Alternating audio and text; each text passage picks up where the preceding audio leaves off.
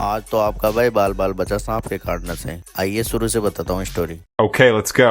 राम राम भाइयों, कैसे हो आप सब लोग। उम्मीद है कि आप अच्छे ही होंगे। तो भाइयों आज मैं जा रहा हूँ खेत की अकाई करवाने। तो सबसे पहले मैं जा रहा हूँ ट्रैक्टर वाले के घर पर। तो भाइयों मैं ट्रैक्टर वाले के घर पे आ गया हूँ और ट्रैक्टर वाले अंकल जी ने बोला है कि अभी मैंने खाना नहीं खाया तो थोड़ी देर वेट कर। फिर मैं वेट करने लग गया और फिर मुझे दिख गई जामुन, तो मैं जामुन खाने लग गया और फिर थोड़े जामुन मैंने अपने दोस्त शशि को भी खिलाए। फिर उसने पूछा कि जामुन कहाँ से लेके आया, तो मैंने बोला कि तू जामुन खा, पेट मत गिन। और फिर उसको जामुन खिलाने के बाद उन अंकल जी का फोन आ गया जिनका हम ट्रैक्टर ले जा रहे थे। तो फिर मैं उनके घर पे आ गया और उन्होंने ट्रैक्टर बाहर निकाल लिया। फिर हम ट्रैक्टर लेकर खेत के लिए रवाना हो गए। फिर थोड़ी दूर चलकर हमें ट्रैक्टर वापस लेना पड़ा क्योंकि आगे से एक ट्रैक्टर आ रहा था और उसके लिए जगह काफी नहीं थी, इसलिए हमने ट्रैक्टर को वापस किया और उस ट्रैक्टर को निकाला। और फिर हम निकल गए गाँव से बाहर। तो रास्ते में हमें जॉन डियर मिला क्योंकि ट्रैक्टर भी जॉन डियर था और चलाने वाला भी जॉन डियर ही था।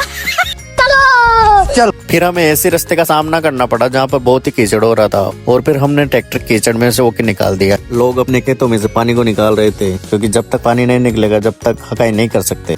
आसमान में बादल बहुत अच्छे लग रहे थे, बहुत ही अच्छा नजारा हो रहा था वहाँ का। और फिर ट्रैक्टर वाले अंकल जी ट्रैक्टर को छोड़कर उनका खेत देखने चले गए कि खेत हाँकने लायक है या नहीं। और फिर थोड़ी देर बाद हम हमारे खेत पर आ गए और हमने हकाई शुरू कर दी और उन अंकल जी के साथ मैं भी ट्रैक्टर में बैठ गया। चल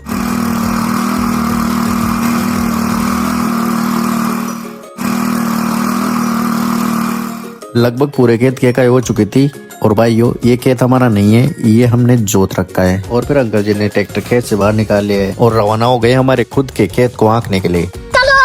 चल और फिर हमने हकाई शुरू कर दी। थोड़ी देर हकाई करने के बाद कल्टी की प्लेट में मिट्टी भरने लग गई, तो हमने प्लेट खोल दी और लकड़ी का फंटा लगा दिया। और फिर फंटा लगाने के बाद वापस हकाई शुरू कर दी। भाइयों जैसे जैसे जमीन की हकाई हो रही थी तापमान बहुत ही ज्यादा बढ़ रहा था और धूप भी बहुत निकल रही थी, इसलिए आपके भाई के तो पसीना छूट रहा था क्योंकि भाइयों पसीने में मेरी बहुत ही ज्यादा हालत खराब हो जाती है।